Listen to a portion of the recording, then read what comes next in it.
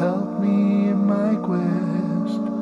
Permit me to pass the ultimate test. بسم الله الرحمن الرحيم. الحمد لله رب العالمين، والصلاة والسلام على المبعوث رحمة للعالمين نبينا محمد وعلى آله وصحبه أجمعين. أما بعد, dear brothers and sisters in Islam, Assalamu alaikum wa rahmatullahi wa barakatuh, and welcome to this live broadcast of Ask Huda, coming to you live from Cairo, Egypt. I'm filling up for Dr. Muhammad Salah, and I'd be more than happy to take your questions and answer whatever I have knowledge in, bi'idhnillahi azza wa jal. We have the first caller, Sister Khadija from Nigeria. Assalamu alaikum wa rahmatullahi wa barakatuh. Wa alaikum salam wa rahmatullahi wa barakatuh. Please, Sheikh, how can one treat a relation who is a Shia? Okay, and what is their relationship with them? A second cousin. A second cousin. Okay, I will answer inshallah. Yes. Jazakallah khair. Wa jazakum. I think the format in Ask Huda is different than Ask Zad, and they take one question at a time. So I will not change the format because I'm used to taking the whole list of questions and then answering them. So we will answer your questions one by one, inshallah. Sister Khadija says, what is my relationship to a second cousin who happens to be a Shia? First of all, Islam is a religion of balance, fairness, and justice. So we don't paint all Shia with the same brush. This is unfair. Are they all innovators? Yes, without any doubt. Are they all kafir? No, without any doubt. They are shades. Like the Sunnis. Are all Sunnis pure Muslims on Tawheed? Of course not. There are Sunnis who claim to be Sunnis, yet worship the graves, or seek refuge in the deceased, or deal with magic or black magic and sorcery, or believe in the jinn and they ask for their assistance. All of these things nullify Islam. So it is only fair to say that Shia are shades and grades. Those who are extreme and go to the extent that they slander Mother Aisha, they curse Abu Bakr, Umar, Uthman, and the vast majority of companions of the Prophet ﷺ. They claim that the Quran has been altered and changed, as the Imamiyya Shia or Al-Ithna Ashariyya, and their Imam At-Tabrasi, who compiled a book, فصل الخطاب في تأويل كلام رب الأرباب, which is all about proving that the book of the Quran has been distorted and changed. Anyone who has such beliefs is a blatant kafir, without any doubt. So if your second cousin is one of those, definitely you have to boycott them and not have any affiliation with them. And this is not severing your kinship, because we must not have any relationship with apostates. But if he is an innovator, is Shia among those like the Zaydis, like those who have inclination to loving Ahlul Bayt more than anyone else, without cursing Abu Bakr, Umar, Uthman, and the rest of the companions, may Allah be pleased with them, without saying anything bad about Mother Aisha, without criticizing the Quran or the authentic Sunnah as a whole and saying that it is fabricated, etc. In this case, they are like any other innovator. We have to be diplomatic with them. We have to be kind. We have to try to give them da'wah and show them the way back to proper Sunnah and Islam. And maintain our kinship relationships with them as Allah has mandated, and Allah Azza wa Jal knows best. Brother Raul from the US. Raul. Assalamu alaikum wa rahmatullah. Wa alaikum assalam wa rahmatullahi wa barakatuh. Happy to see you, Sheikh. I've never actually called you before. I cannot But hear you. my question, I cannot hear you correctly, and if the control room can put some sound in my earpiece so that I can hear from the speaker and from the earpiece, that would be great, inshallah. Yes, Raul. can you hear me now? I can hear you, but the sound is not very clear. Try to speak a little bit slow. I'm an old man, you know. Just, may Allah make it about easy. now? Yes, Akhi. Yes. Okay, I hope you can hear me now. Okay. Okay, my question is regarding Salah. Okay. So, I never used to have this problem before, but now I feel like whenever I'm reading the Quran and saying all the words in the Salah, I'm saying it louder, and I'm trying to like articulate it to the point like where I feel like I'm misarticulating everything, and so I'm repeating a lot of words. I'm saying it louder, not like whispering. In silent prayers Like, or whenever in I loud hear myself, prayers? I feel like I could say it better when I'm saying it out loud. Raul, are you And so saying... then my Salah just takes like, oh, Raul, excuse Yeah. me. Are you saying it loudly when reciting in a loud prayer or in a silent prayer? just in regular silent prayers, like when you're supposed Okay. to be doing it. Okay. I will... I'm not saying it loud, just like whispering loudly. Okay. Any more questions? Just that, and that are you supposed to say it like very quietly? Or Okay. to the point where you can't hear yourself first. I will answer you, inshallah. So, Brother Raul's question, unfortunately, has been reoccurring. And most of the people suffer from this as they suffer from wiswas. And this develops into being an obsessive compulsive disorder, OCD. And before they know it, it's damaging their lives. And it is impacting it negatively. So, why are they having this? Number one, you look at it from a chopper's view and look at yourself and what's happening to you. What is happening? You are departing away from Allah. You are drifting away from the straight path. You are losing your connection with the salat, with the prayer. So you tell me now, as an outsider, who's benefiting the most? Satan. Who's suffering the most? You. What's the remedy? This is in your hands. There's no secret or magical pill. I can give it to you and voila, you have no problem. This is something you have to work really hard on. You can't watch bodybuilders flex their muscles and say, very nice, very symmetric. I'd like to be like this. Where can I get these pills or injections? Even if you get anabolic steroids, without going to the gym and spending 4 to 5 hours a day, you'll never develop anything. Likewise, in salat, to concentrate, you have to work. And this is not a private and special coach could help you. You need to do that on your own. First of all, acknowledge the cause of the illness. And this is 50% of your journey for healing. So, what is the cause? Shaitan. 50% is gone. Now you know. Who's making you do this? Shaitan.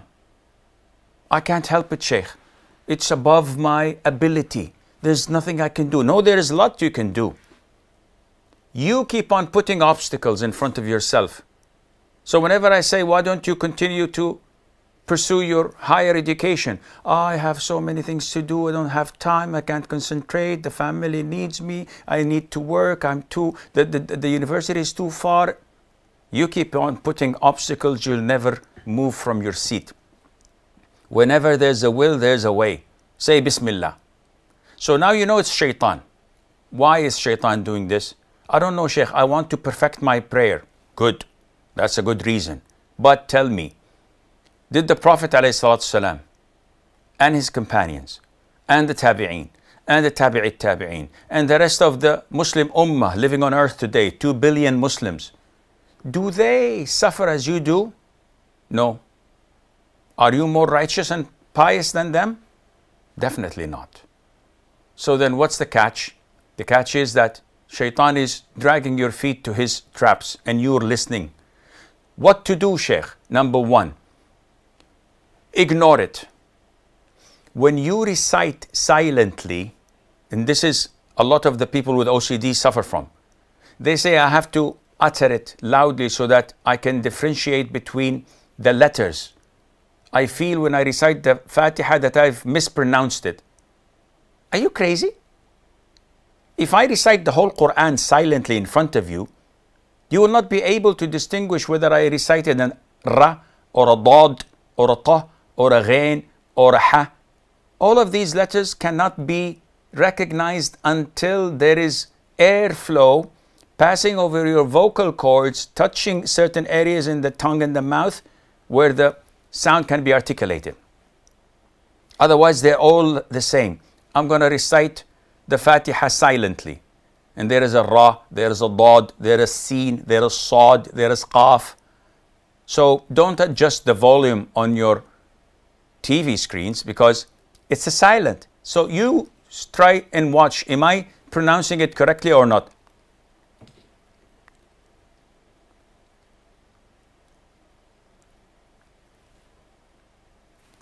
So, oh Sheikh, you didn't say the dallin correctly.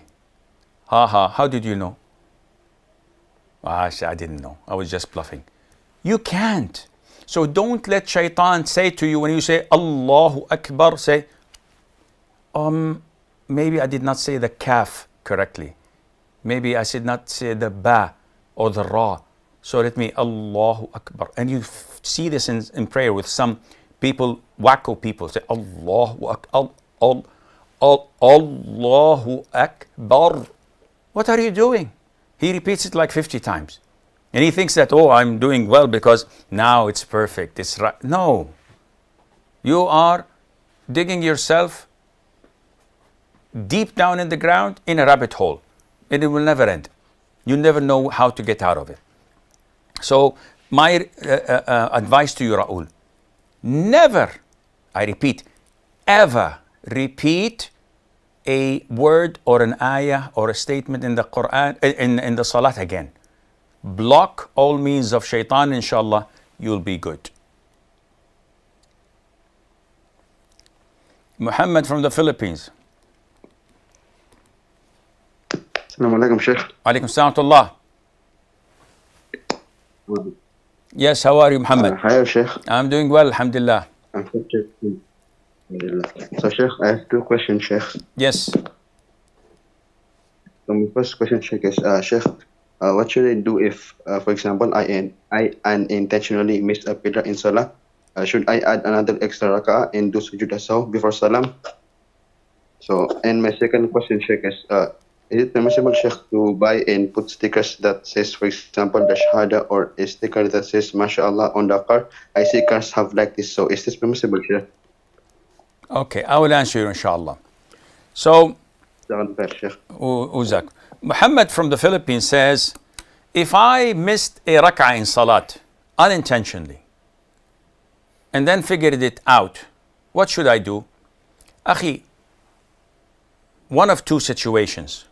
Either you miss a pillar, such as a Fatiha, I'm presuming you're praying alone, Fatiha, ruku', sujood, sitting between the two sujoods, rising up from ruku', etc. A whole pillar. If you forget it, either you remember it before reaching its place from the second rak'ah. So let's assume I'm reciting the Fatiha. غير المغضوب عليهم ولا الضالين آمين. Allahu Akbar. and I go Subhan Rabbi Azim, Subhan Rabbi Azim, Subhan Rabbi Azim. Instead of saying Sami Allah liman hamid and rising up, I say Allahu Akbar and I go for sujood. I do to my 2 sujood and I stand up for the second rak'ah. I'm reciting the Fatiha and I remember, hey, I didn't rise up from ruku'. And rising up from ruku' is a pillar. Okay, I missed it. What should I do? In this case, you should assume yourself in the ruku' position and that you have raised your head and you say, Sami Allahu liman hamidah. And everything you did before that would be void because that would be extra as you have not raised from the ruku' yet. So while standing, you say Sami Allahu liman hamidah, assuming that this is the rising up from ruku' of your first rak'ah. And then you perform 2 sujoods. Hey, wait, I did perform 2 sujoods earlier. They're void because they came after a missed rukun, a missed pillar that you forgot to do. So they're all void. And you continue. So this is situation 1. Situation 2. No, I forgot to rise up from ruku'.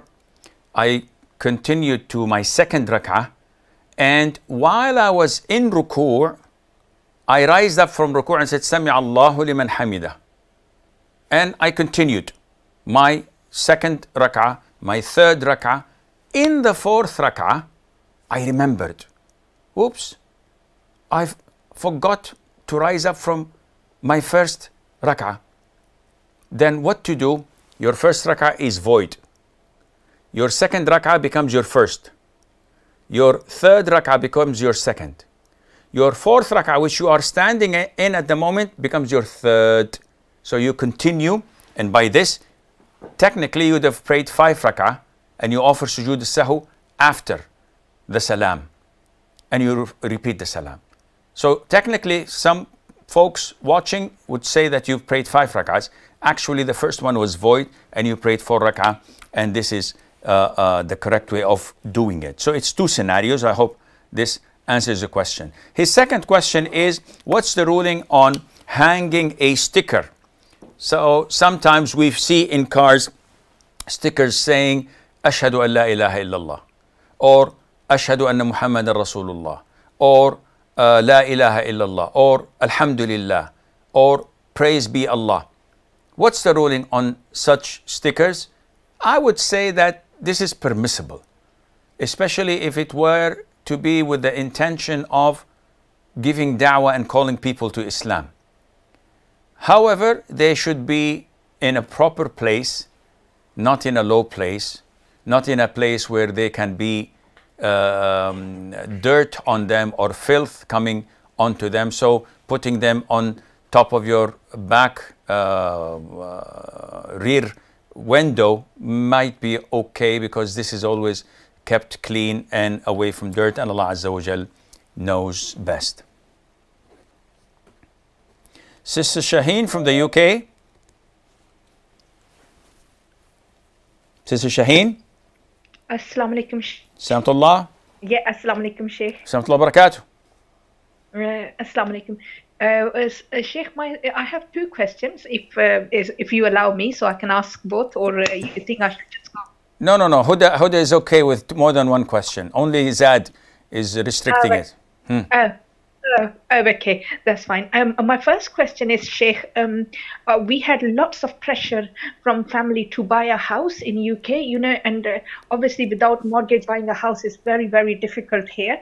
But we, alhamdulillah, we saved some money, and we, inshallah, soon we will have enough money to buy the house. But the problem is now when you see the situation like Yemen, what's happening in Palestine and all that, sometimes I just feel, should we have that saved money to buy the house, or should we help other Muslim brothers and sisters in the world with that money? And I know my husband wouldn't allow to give all the money, but obviously maybe some little money. And my other question is, who do we need to give zakat, can we give it to our own real sisters first, or shall we give it to people like people in Yemen, Syria, Sham, and Palestine who are suffering more than what our brothers and sisters are suffering from? Okay, I will answer your questions, inshallah.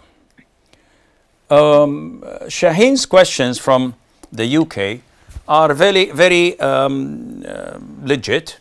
Her first question is that we are entitled to buy a house, and you know how rent is way up the roof.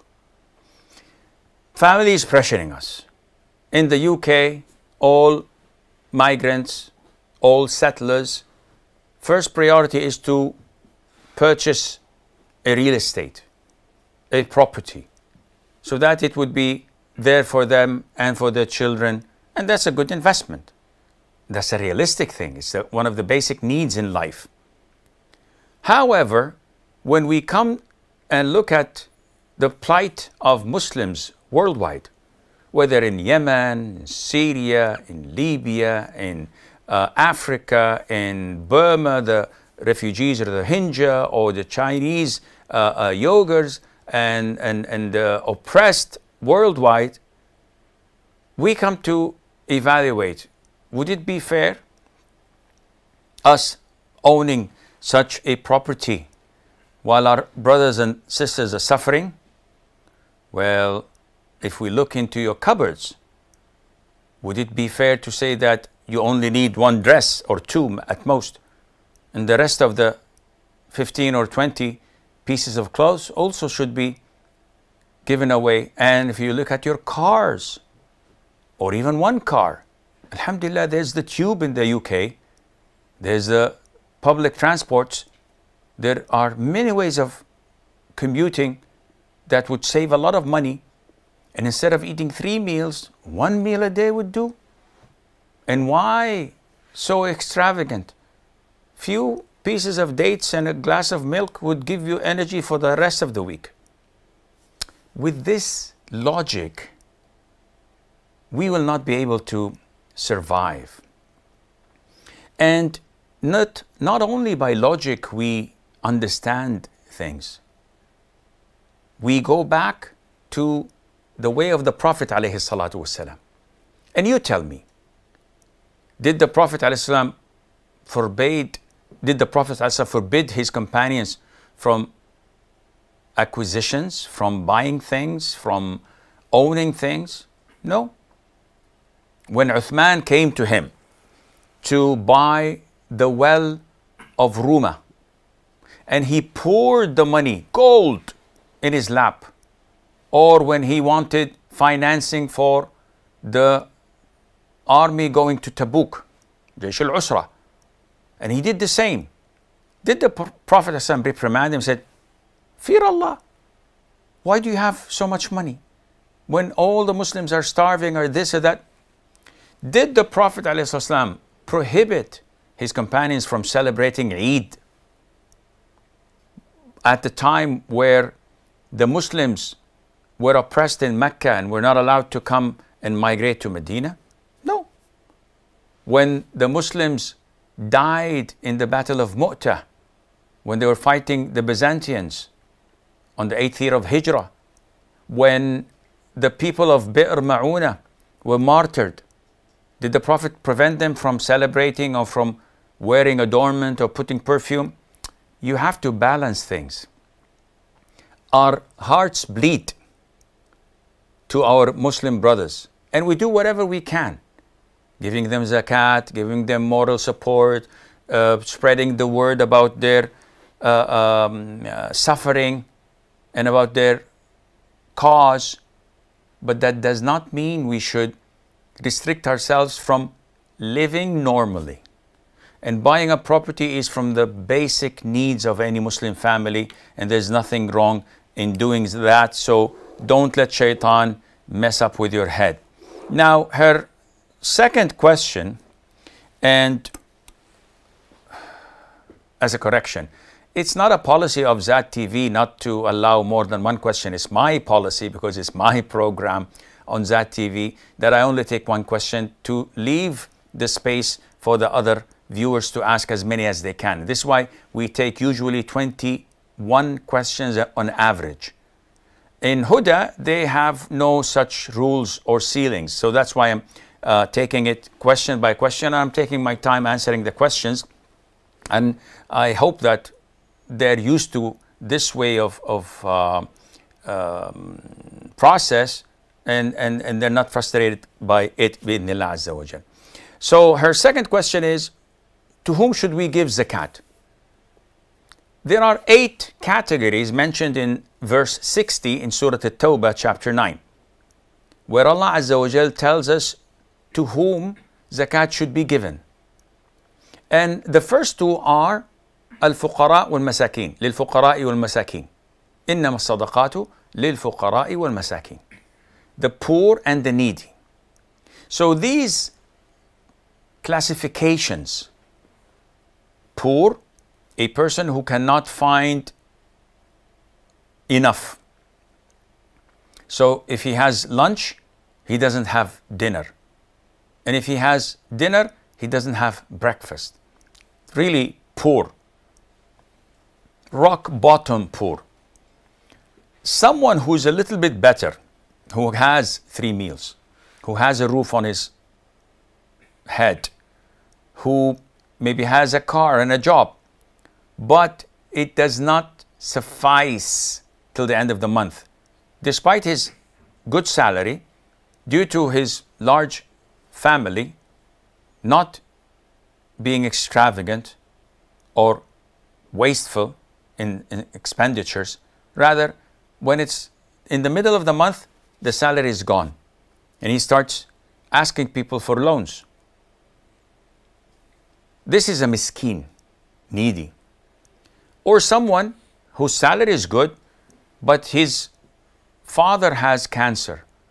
And he cannot have any savings or property or wealth to pay for the chemotherapy, the radiation, and the whole 9 yards. So he starts to borrow and ask people. Zakat is permissible to give. Or someone who has children, doesn't have the money to pay for their tuition to school, buying them clothes to go to school, having a car, doesn't have the money to fix the car. So this is not extravagant. He's not poor. Alhamdulillah, he's earning, but he doesn't have what suffice. The other one doesn't have anything. This one has, but it does not suffice. You can give them the zakat.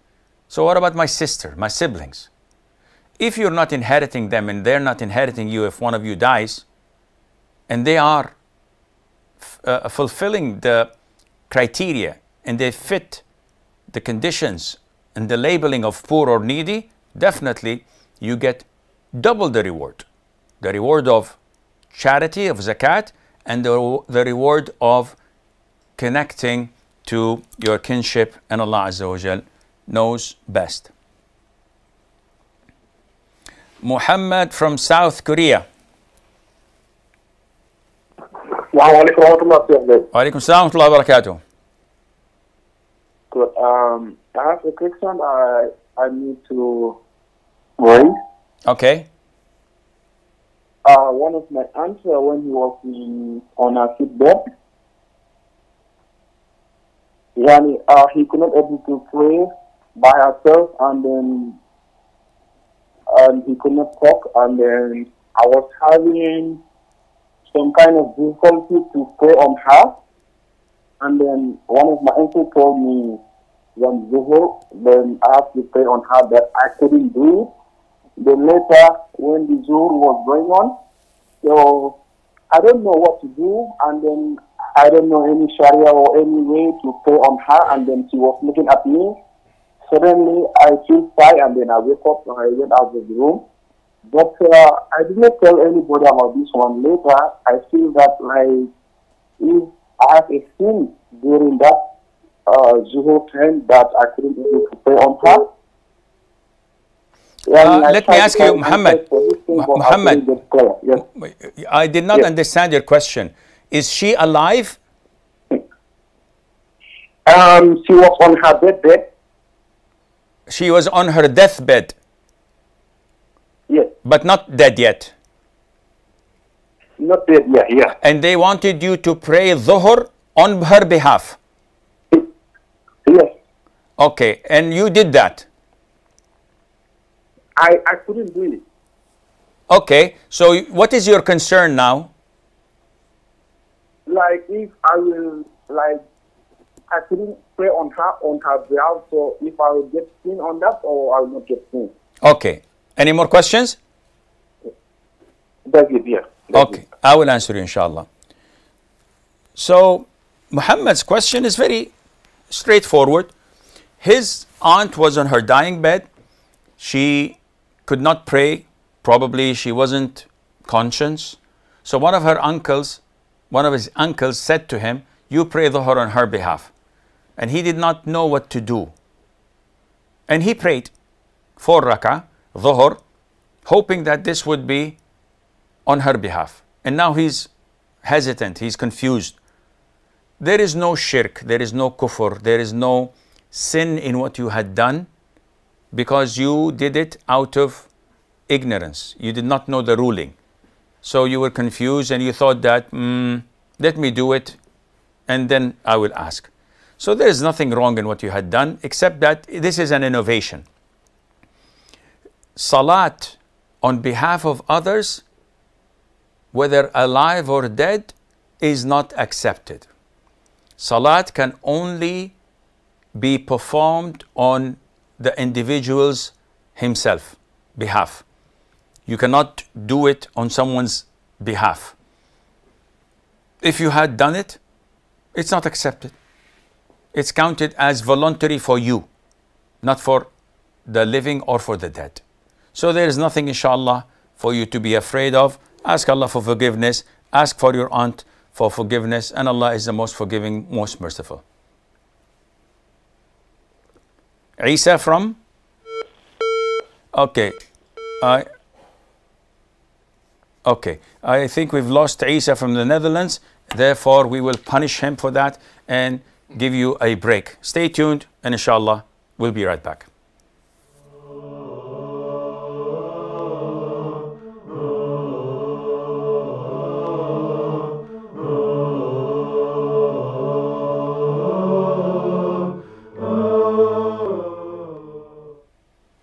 Assalamu alaikum wa rahmatullah and welcome back.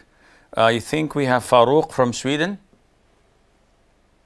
Assalamu alaikum wa rahmatullahi wa barakatuh. Wa alaikum assalam wa rahmatullahi wa barakatuh. I have two questions. One regarding the Iqama. I know that we do follow after the Adhan, Allahu Akbar. You follow Allahu Akbar. But when it comes to Hayya ala Salah, you say La hawla wa la quwwata illa billah. Is that something similar for Iqama? And is there any, could you please quote the hadith or any evidences for such if there is? And my second question is regarding I have a sister that wants to sell some clothes, and she tells me that her clothes are a bit revealing, and she fears that if she sells it to someone, that person may use the clothes in an inappropriate way, and she asks for the ruling of that. Is it permissible to sell it, basically? Okay, I will answer you inshallah. Jazakallahu khair. Wa jazakum. So Farouk's questions, number one, we know that it is sunnah to repeat after the adhan and to say the prescribed dua, and we will get the intercession of the Prophet ﷺ accordingly. Now, what to say when the iqamah is being called? Well, the scholars of Islam looked into it and said the hadith talks only about the adhan and the process to be followed. But there is no hadith, none whatsoever, that talks about iqamah. So the answer by default would be to say nothing. How is that, oh Sheikh? It's the same wording, and most likely it's a time of answering the dua, etc. All of these are speculations, assumptions, without proof, we have no say. Because as the scholars say, that ibadat, forms of worship, are based on at-tawqif. They're based on evidence. I cannot come and say, I think this ibadah looks fancy, let's do it. Do you have any evidence from the Quran and the Sunnah? No, but sounds good, man. No, this is bid'ah. Yeah, come on, everything you guys say, bid'ah, bid'ah, bid'ah. Why is it bid'ah? Well, because the Prophet didn't do it, and he's the one who said, whoever innovates in our religion, what's not part of it, it's rejected. So why would it be something nice? Why do you claim it's a bid'ah? The Prophet encouraged us to pray in congregation. And he also prayed after the dhuhr 2 rak'ah sunnah. So why not pray these 2 rak'ah sunnah as long as we're all in the masjid in congregation? Okay, that's a nice thing. But during the lifetime of the Prophet ﷺ, did he ever perform such a congregational prayer of 2 rak'ah sunnah after dhuhr? The guy says no. Says, okay, why didn't he do this? Either he did not know that it was rewarding, or he knew but he kept it secret. And either choices is kufr, because you're accusing the Prophet ﷺ either by ignorance or by betrayal. The third option is that you're innovating. You're doing a bid'ah, and this is a bid'ah. So, in a nutshell, Brother Farooq, you must not say anything when the iqamah is being called. Nothing. Some people, when the muadhin says, قَدْ قَامَتِ الصَّلَاةُ قَدْ قَامَتِ الصَّلَاةُ, they say, أَقَامَهَا اللَّهُ وَأَدَامَهَا. And this is not from the authentic sunnah, and we should refrain from saying that. Farooq's second question, his sister has some revealing clothes. Now, alhamdulillah, she's a hijabi, she repented, and she's afraid that if she sells these clothes, somebody would use them inappropriately. So what to do? Such clothes, if you do not know who's going to buy them, and you have no hint, none whatsoever, it is permissible to sell. Why? Because there's a possibility that I may buy it for my wife, that my sister would buy it for her husband, that my daughter would buy it for her husband. So they're wearing it for halal things. They're allowed to reveal themselves to their spouses. And this is halal. What's wrong in that? So if you do not have a clue who's going to buy it or how they're going to use it, it's permissible to sell.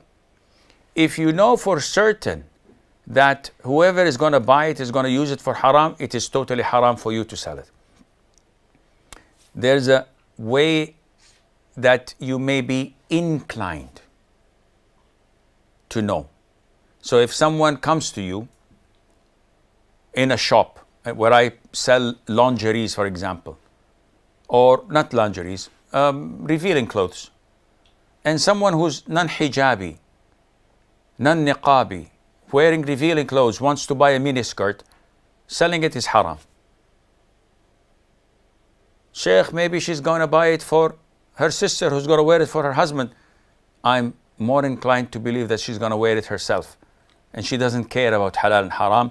Hence, selling it when in doubt is haram. But when you don't have knowledge at all who's going to buy it from you and what they're going to buy it for, then it is permissible to sell, and Allah knows best.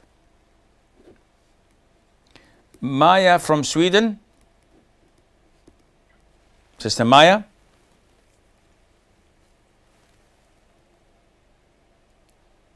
Sister Maya from Sweden. Assalamu alaikum. Wa alaikum assalam wa rahmatullah. How are you, Sheikh? Getting old, but fine, alhamdulillah. No one is old now. Alhamdulillah. I have two questions. Yes. One is about the networking. You know, nowadays it is like a trending business, especially in the Philippines. Is it permissible for us Muslims to join this kind of business?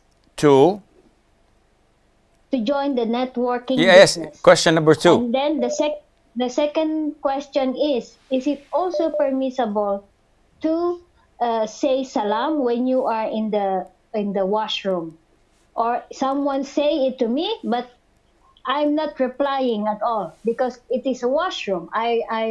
As I have known, I cannot say salam or whatever inside the washroom. Got you. Okay, I will answer you inshallah. So Sister Maya's questions, first one is about networking or multi-layer networking or the pyramid schemes. And the vast majority of scholars say that this is haram. Why? There's a difference between you coming to me and saying to me, Sheikh Asim, sell this pen for $1 and I'll give you 10 cents. Halal product, I'm getting a percentage, no problem in selling it. This is halal. Network, multi-layer networking or the pyramid scheme or Ponzi schemes, they work on a pyramid-like. Those in the bottom feed those on top until they reach the top of the pyramid. How does it work? They bring a product and they tell you, you as a condition must buy this product from us. Once you do, you become a representative of ours. You sell these products to others. The more you sell, the more people would be under your network. So they themselves become representatives. We give you a percentage of what they had bought from you, and whatever they sell others, we give them a percentage and then give you a percentage of their percentage. So by this, people get greedy. So they buy this product and they try their level best to convince others, and they may succeed. And then the others also become greedy and they try to sell these products. So what's wrong in that, Sheikh? First of all, your initial purchase of the item was not to buy the item, rather to enlist in this program, to make money out of it. Secondly, when you go and ask people about the value of the pen, you'll find that it is 3 or 4 times more than what it actually costs. So the company is selling you a product that is 4 times more than the actual price to make money out of you, and to use this profit to give you a percentage, and those under you percentage and those above you percentage, where they get richer and richer for doing nothing. I got 2 representatives coming to me trying to convince me of its halal and showing me some fatwas and paperwork, etc., and logic, and I asked the man whom I thought had some religion in him, and I said, Akhi, what did they sell you? He said, they sold me a medallion. They claim 2,000 medallions only exist on earth. So I said, okay, let us assume it's correct. What's the actual value of it? He said, I bought it for like 2,000 riyals. And I would ask him about what's in it, gold or silver, whatever. He said, I took it to the jeweler's shop, and he said that this actually cost 400 riyals. So they sold it to him 5 times higher, claiming that's a golden medallion, which is haram for men to begin with, but this is beside the point. There is no gold in it. It's fake. Yet they are convincing him so that he would enlist. Therefore, such networking is not permissible unless, for example, cosmetic company came to me looking for a fatwa. Everything is legit except that you cannot enlist in their program until you buy their package. And the package contains samples of their cosmetics, makeups, and a brochure how to, or a manual how to sell and to describe with a bag. So I said to them, Akhi, the money is peanuts of this. Don't take it. If I come to you and want to become a representative, take me in, give me commission. No, the company back home in Sweden told us that you have to sell this. I said, putting this as a condition makes it haram. And this is a waste of so much potentials. But when people are so rusted up in their minds and defiant on, no, we want this amount of money for the samples and for the brochure or for the catalog, then this is their problem. Her second question was, what's the ruling on giving salam or replying to salam in the toilet? The answer is, this is not permissible. So if someone says to you, assalamu alaikum, while you are in the toilet, the most you could say is alaikum. Or you can do as the Prophet ﷺ did, not answer. And he would not answer even if he was not on the state of wudu. Or if someone is answering the call of nature, must not answer, not say anything. Because part of the etiquette of being in the toilet or while answering the call of nature is not to speak at all. This is part of the Islamic etiquette, not to talk. Until you're through and you're out, then you can speak, and Allah knows best. Do we have Brother Ali from Pakistan?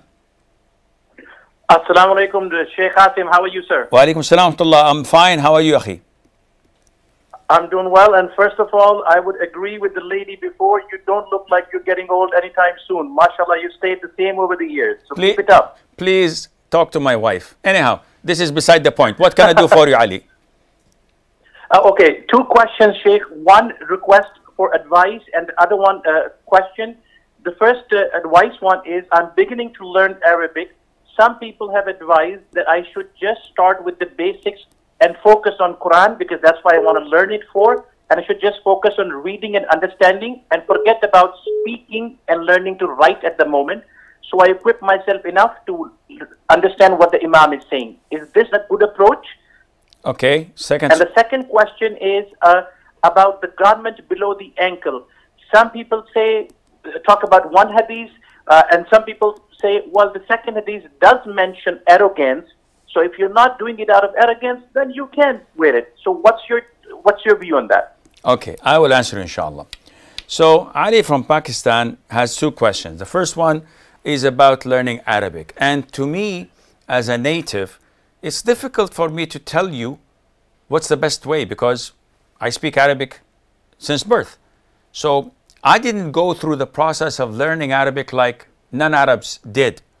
So I won't be able to pinpoint what's best. However, logically speaking, and as a person who's bilingual and trying to learn more languages, I tell you that it depends on what you're going to do with the language.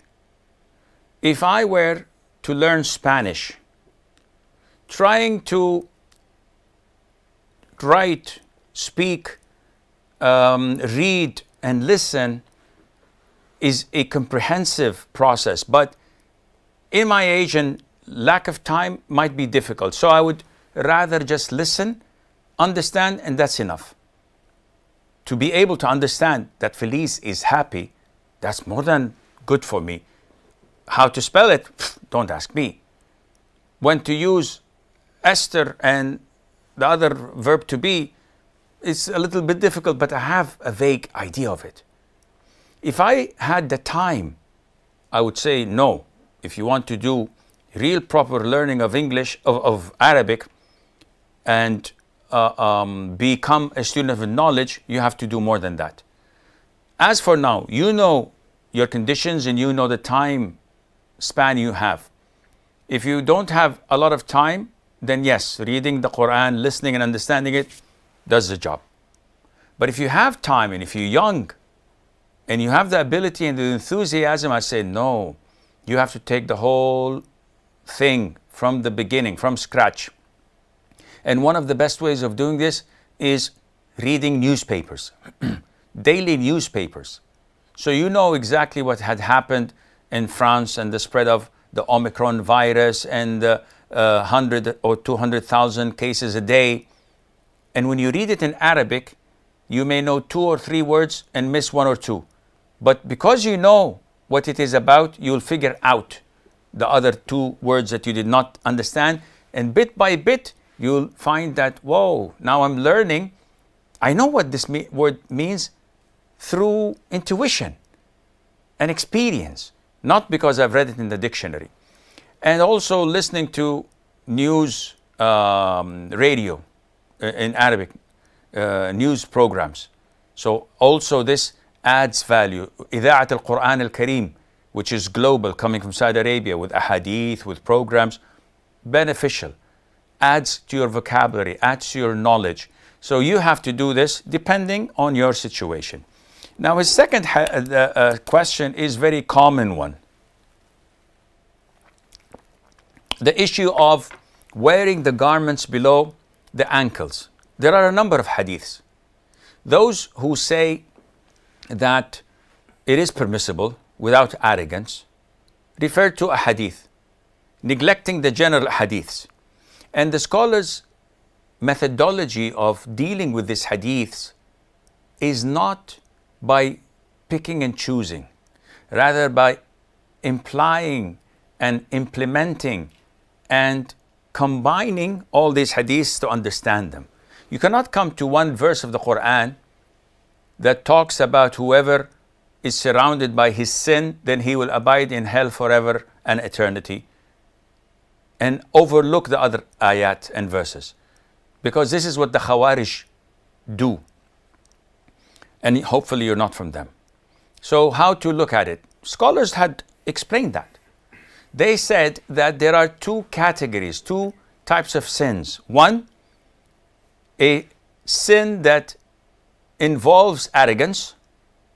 Two, a sin that does not involve arrogance.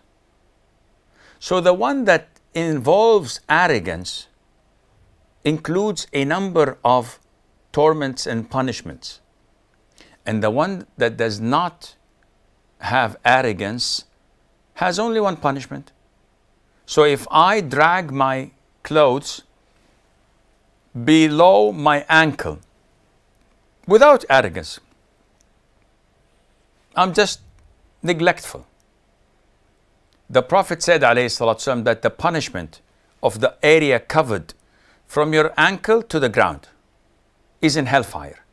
So if it's this much, it's this much. If it's this much, it's this much. If this much, this much. That's it. And we have from the Sunnah hadiths where certain organs and limbs are being punished, not the whole body. As in the hadith of Abu Talib, the Prophet said, ﷺ, the least person punished in hellfire is a person where 2 fire stones are put in his shoes or sandals. From their heat, his brain boils. So it's only that area that is tormented, but look what happened to the whole body accordingly. Without arrogance, this is going to be punished. What about if a person does it with arrogance? We have a hadith that says there are 3 types of people that Allah Azza wa Jal does not look at them, does not purify them, that does not speak to them, and Allah would punish them severely on the Day of Judgment. One of them is the one who drags his garment. So the scholar said, this one drags his garment, the other one also dragged his garment. What's the difference?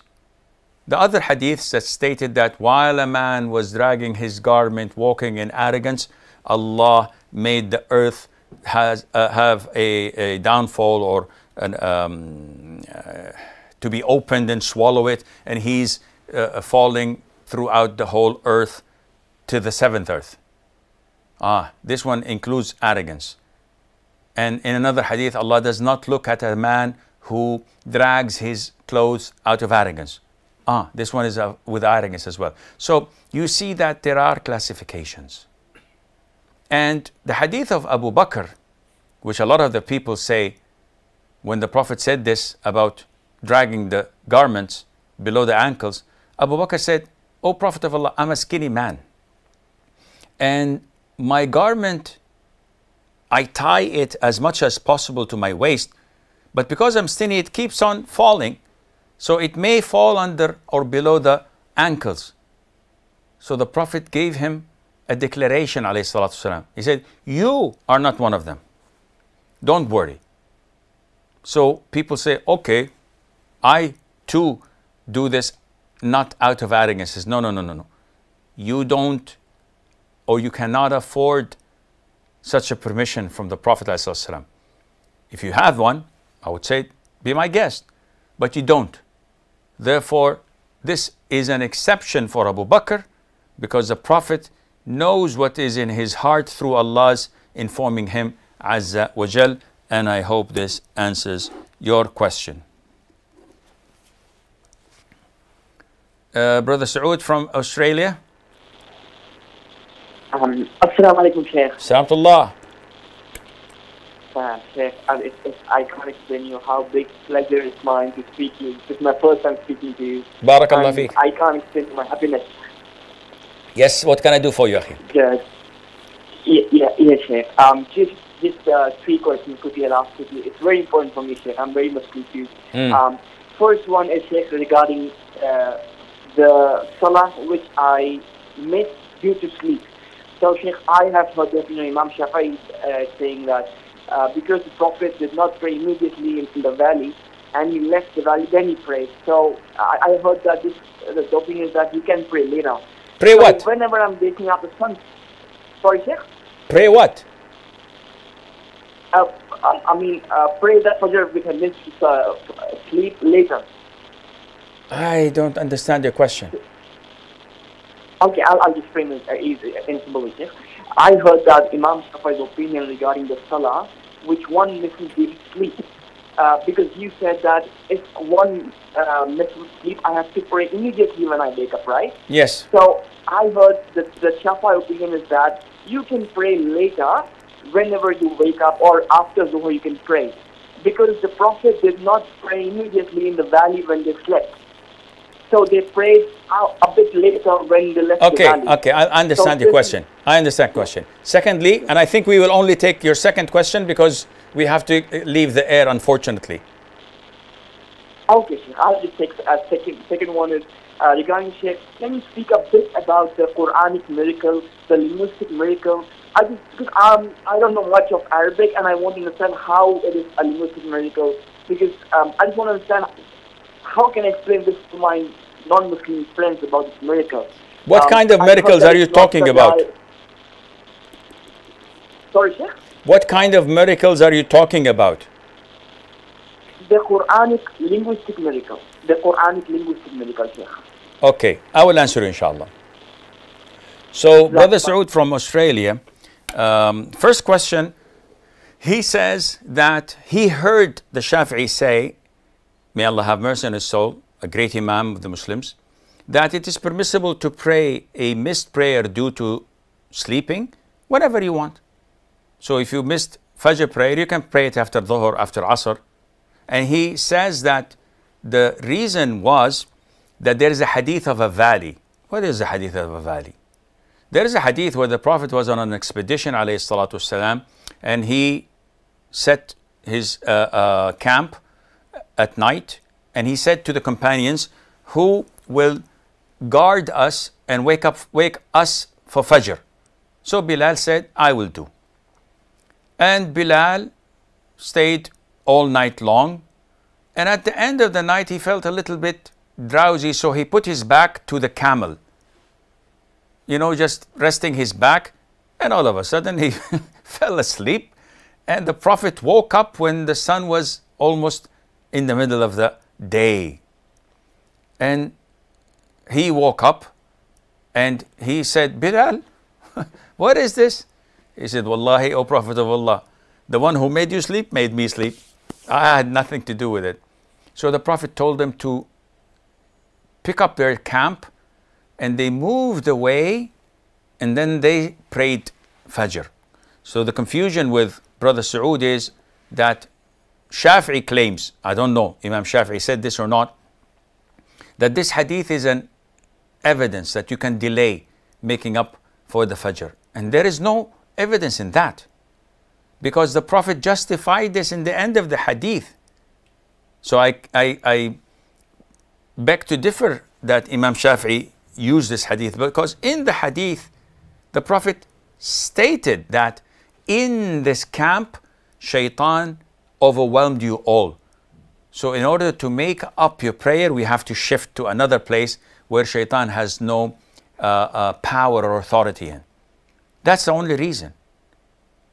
Secondly, how can we follow Shafi'i's instruction if he were to say such a thing? May Allah have mercy on his soul. And this is his ijtihad. When we have a clear hadith, this is authentic. The Prophet said, alayhi salam, whoever oversleeps a prayer or forgets it, must pray it as soon as he remembers it. Must pray it as soon as he remembers it. There is no expiation to it other than that. What do you understand from this? The Prophet is telling you, pray it ASAP. Or as they say, ASAP. And you say, oh yeah, but Imam Shafi'i says, Akhi, the Prophet says, come on, give me a break. And some smart aleck would say, didn't the Shafi'i know about this hadith? Subhanallah, is Allah going to ask you on the Day of Judgment about what the Shafi'i said or what about the Prophet ﷺ said? Come on, be a real Muslim. So I respect Shafi'i. Shafi'i is on my head, definitely, but I respect the hadith of the Prophet ﷺ more. And if you fail to bring me a hadith or to indicate to me that the hadith is not authentic, then I'll always stick with the Quran and to the Sunnah till the day I die. And with this, we come to the conclusion of Ask Huda today. Until we meet you next Tuesday, I think, same time, same place, I leave you fi amanillah. Wassalamu alaikum wa rahmatullahi wa barakatuh. Allah is my heart's speech, your mercy is what I beseech. Keep in my heart your remembrance, and in your deen allow me to advance. Help me in my quest, permit me to pass the ultimate test. Help me in my quest, permit me to pass the ultimate test. Allah is my heart's speech, your mercy is what I beseech. Keep in my heart your remembrance, and in your deen